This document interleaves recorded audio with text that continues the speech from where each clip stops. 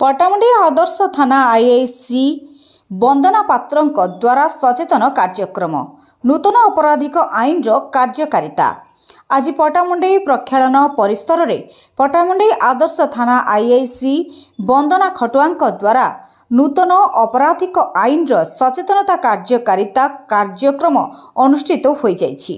उक्त कार्यक्रम में पटामुंडी पौर परिषदर निर्वाही अधिकारी प्रफुल्ल कुमार विश्वाल, पटामुंडी आदर्श थानार सब इन्स्पेक्टर रतिकांत नायक, पटामुंडी पौर परिषदर काउंसिलर, पटामुंडी विभिन्न पंचायतर सरपंच, सांबादिक बंधु, बुद्धिजीवी, शिक्षाविद, सचेतन नागरिक उपस्थित थिले।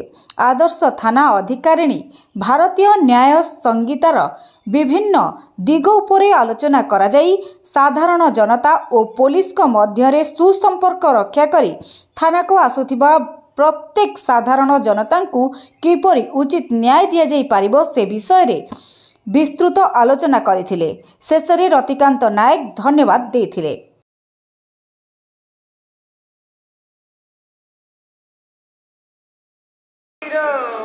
नूतन आपराधिक आईन कार्यकारिता संबंध में आमर ये म्युनिसिपालिटी ऑडिटोरियम रे आम एक सचेतनता कार्यक्रम रखी पटामुंडी पुलिस तरफ ये कार्यक्रम आयोजन कर कार्यक्रम रे आम विभिन्न पंचायतर सरपंच, पीएस मेंबर आमर म्युनिसिपालिटी पटामुंडी म्युनिसिपालिटी काउंसिलर मान सहित ईओ और अन्य स्थानीय लोक मानक निमंत्रित करूँ।